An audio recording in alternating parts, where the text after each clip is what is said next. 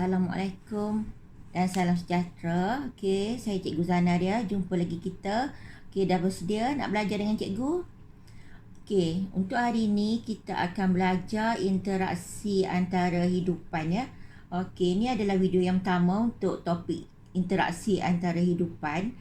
Okey, cikgu harap semua dah bersedia. Dan topik ini adalah topik yang keempat dalam buku sains tahun 6 ya. Okey, kita teruskan. Mula-mula dalam topik interaksi antara hidupan ni, kita kena tahu apa dia maksud interaksi. Jadi di sini cikgu dah cari dah maksud dia. Okey. Interaksi adalah perhubungan aktif antara hidupan yang saling bergantung antara satu sama lain. Okey, kita kena tahu ya maksud ni, sebab kadang-kadang ada juga soalan tanya dalam soalan yang bentuk subjektif. Lepas tu sini ada yang tulisan yang kecil-kecil pula.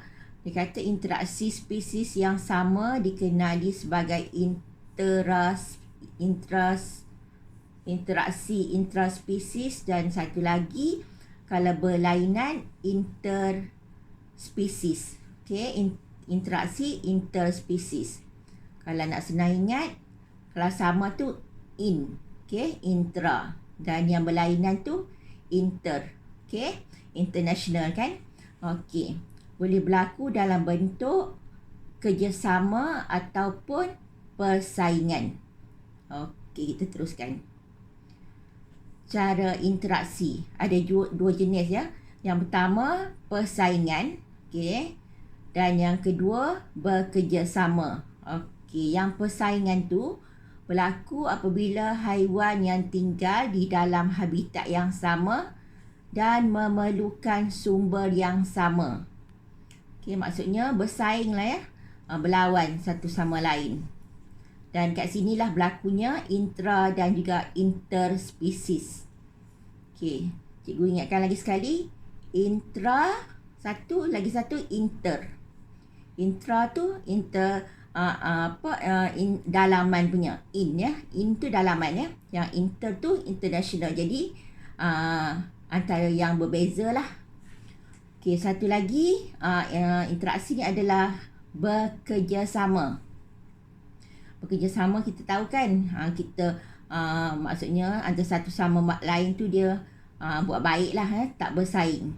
Contohnya semut bekerjasama membawa makanan. Okey, ataupun mencari makanan untuk dia punya permaisuri kan, ataupun kerbau bekerjasama melawan musuh. Okey, itu adalah bekerjasama. Okey, seterusnya faktor-faktor interaksi. Okey, kenapa berlakunya ya? Okey, mungkin disebabkan oleh makanan yang terhad, okey, tak cukup makan, ataupun makanan yang memang tak cukup lah ya, orang lunak, orang ninak, jadi tak cukup. Air yang terhad, mencari tempat perlindungan, mencari wilayah atau kawasan. Ini maksudnya dia ketua. Bila dia ketua, dia nak jajah satu-satu tempat tu, nak jadikan dia punya kawasan. Ataupun berebut pasangan. Okey, ini faktor-faktor interaksi ya. Sebab ini pun ada juga pernah keluar dalam soalan. Seterusnya, kebaikan dan keburukan hidup dalam berkumpulan. Okey.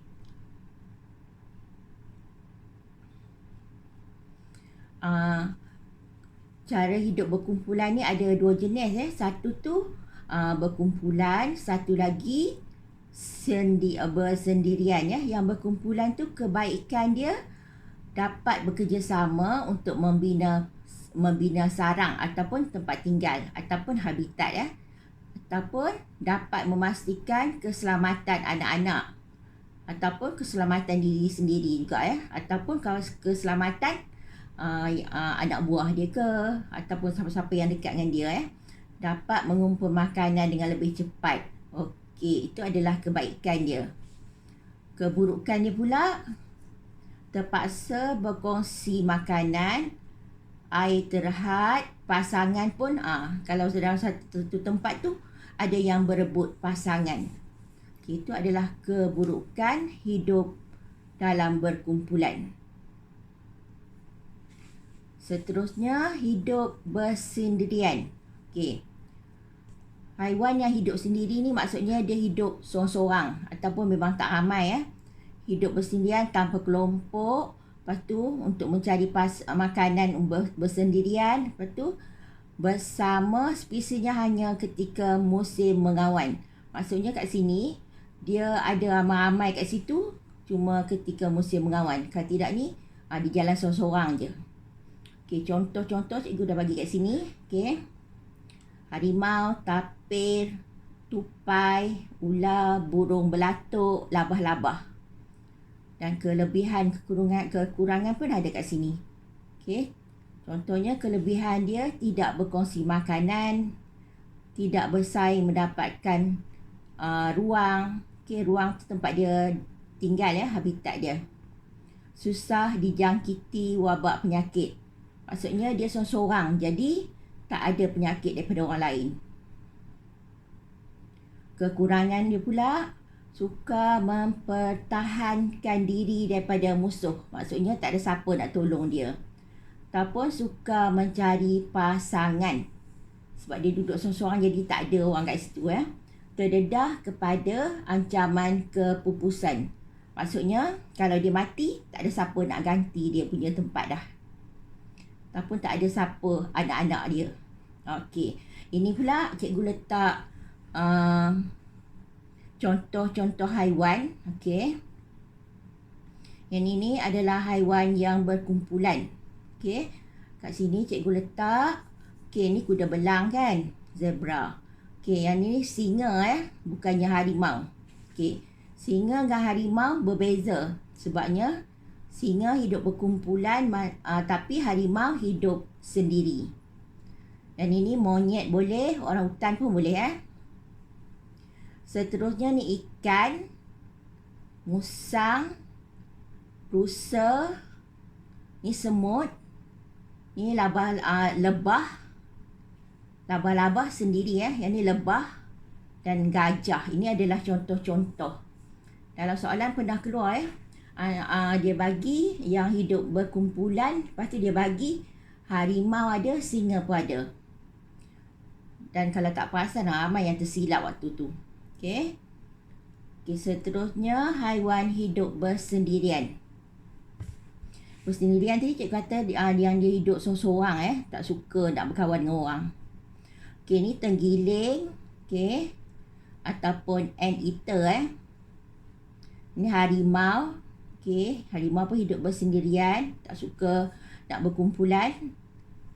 Yang ini beruang, okey. Yang ini ni koala, okey, dia makan daun ataupun selalunya buluh Ini ni ular, burung helang, labah-labah. Okey. Ni antara haiwan yang hidup bersendirian. Okey. Banyak lagi haiwan lain yang ada, tapi cikgu bagi contoh yang ini. Seterusnya. Okey, dalam topik ataupun video yang ini ni cikgu tak buat panjang-panjang. Sebab kalau panjang-panjang nanti banyak yang terlupa Jadi cikgu bagi tentang haiwan berhidup bersendirian dan haiwan berkumpulan sahaja. Okey, ini adalah contoh soalan-soalan yang boleh keluar tapi dalam bentuk nota ringkas. Okey. Kat sini contohnya cara hidup. Okey. Tapi kat sini ni awak boleh buat semula dalam bentuk nota ringkas dalam buku Ataupun nak print out yang ini ke, lepas tu nak tulis boleh juga. Pertama, cara hidup haiwan terbahagi pada dua. Okey, ini apa dia kumpulan dan bersendirian. Okey. Lepas tu soalan yang kedua, 3 kebaikan. Okey. Tadi dah ada kat atas, boleh tengok balik. 2 kebaikan haiwan yang hidup bersendirian. Okey. Dan seterusnya 5 contoh haiwan. Okey. Kat atas tu cikgu bagi lebih daripada 5 dan awak pun boleh fikir sendiri. Okey, seterusnya yang ini ni makna interaksi ataupun maksud. Ni pun dah ada kat atas. Okey, boleh tengok balik. Seterusnya, dua jenis interaksi pun ada kat atas. Boleh tengok balik ya. Jadi, boleh ulang kaji balik melalui video yang cikgu bagi ni. Dan yang ketujuh, mengapakah persaingan berlaku? Yang ni pun ada jawapan kat atas. Jadi, soalan-soalan ataupun apa yang ada kat sini ni, kita boleh jadikan dia sebagai nota kita ya, dalam bentuk soalan. Dan awak boleh jawab soalan-soalan tu dalam buku awak ataupun nak print out yang kertas ni pun boleh juga ya. Okey, seterusnya ini ni adalah peta I-Think ataupun peta pemikiran. Okey, dalam bahasa Melayu ya. Okey, masa darjah 4 dah cikgu. Kita ada diterangkan ataupun ada cikgu-cikgu cerita tentang peta I-Think ni. Okey. Ada 1, 2, 3, 4, 5, 6, 7, 8. Okey, kat sini ada 8 jenis peta I-Think. Okey, tapi tak semuanya sesuai. Jadi kat sini soalan dia cikgu guna, okey, dengan menggunakan peta minda di atas. Okey, awak pilih satu peta minda yang sesuai. Okey. Lepas tu awak buat peta minda. Tajuk dia haiwan hidup bersendirian dan haiwan tidak hidup berkumpulan. Okey. Awak boleh pilih mana-mana salah satu yang sesuai. Mungkin menggunakan peta bulatan contohnya. Ataupun peta buih ke. Ataupun peta pelbagai aliran. Okey. Jadi awak pilih ya. Yang mana tak sesuai tak payah ambil. Dan satu sahaja. Faham ya? Okey. Daripada atas sampai bawah tu cikgu rasa cikgu dah terang dah semua. Okey, kerja awak cuma tengok balik, fahamkan isi tempat kosong apa yang patut dan buat peta minda ni. Okey ya, faham semua Okey, kalau tak faham boleh PM cikgu. Okey, itu sahaja daripada cikgu. Selamat belajar dan jumpa lagi dalam video seterusnya. Sekian. Wassalam.